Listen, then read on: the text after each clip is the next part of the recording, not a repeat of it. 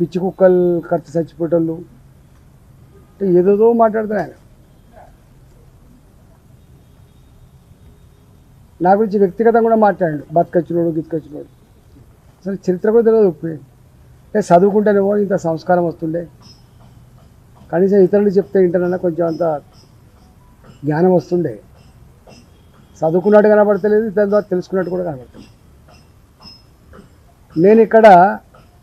నేను Keshav memorial high school Narayanguda student. నా చదువు, నేను కేశవ్ మెమోరియల్ స్కూల్ విద్యార్థిని. నా junior college Aliya junior college gun foundry. నా డిగ్రీ అంతా PG college of science Saifabad. నా చదువంతా ఇక్కడనే, నా బిజినెస్ అంతా కూడా ఇప్పుడు ఇక్కడనే. నేను దాదాపు అక్కడ ఇల్లు కట్టుకొని నా ఫాము కథ 34 ఏళ్ళు 35 ఏళ్ళు అవుతుంది. నన్ను పట్టుకొని బతకచ్చినోడు అని చెప్పి, తర్వాత ఎవరో రాసిస్తే చదివేవాళ్ళ లెక్క, నీకైనా జ్ఞానం ఉందా, జిరాక్స్ కాపీ లెక్క మాట్లాడుతున్నావు అంటే నీ పిచ్చి మాటలకు తెలంగాణ సమాజం సిగ్గుపడుతుంది. అసలు నువ్వు ఎప్పుడన్నా ఒక్కనాడైనా కన్స్ట్రక్టివ్గా ఒక 5 ఏళ్ల పాటు ఒక ఎమ్మెల్యేగా ప్రజల మధ్యలో ఉండి ప్రజలకు సర్వీస్ చేసినటువంటి అనుభవం ఉందా నీకు?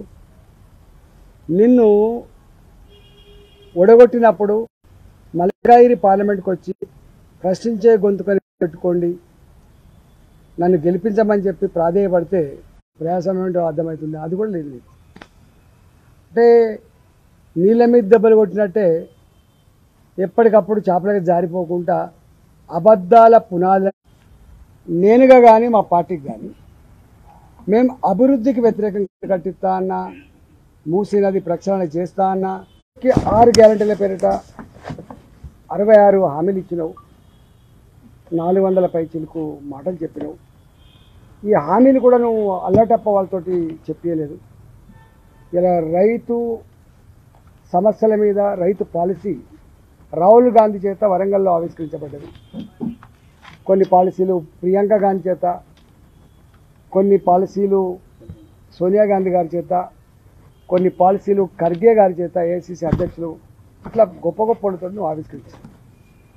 ఇంతవరకు నీవు ఈ 6 గ్యారెంటీలలో ఒక గ్యారెంటీలో ఒక్క సమస్యను కొంచెం ముట్టుకునే ప్రయత్నం చేసింది. మహిళా పాలసీలలో అనేక ఉన్నాయి. అందులో ఒక్కటి ఏంటంటే ఆర్టీసీలో మహిళలకు ఉచిత బస్సు ప్రయాణం తప్ప. నువ్వు 2500 రూపాయలు ఇవ్వలేదు, తులం బంగారం ఇవ్వలేదు, నువ్వు స్కూటీ కొనియలేదు, 20 లక్షల వరకు నువ్వు వడ్డీ లేని రుణాలు ఇవ్వలేదు మహిళలకు, నువ్వేది ఇవ్వలేదు. ఒక్కటి టచ్ చేసింది. అంటే అది పెద్ద అయ్యేది లేదు పోయేది కాబట్టి మహిళలకు ఇచ్చినావు.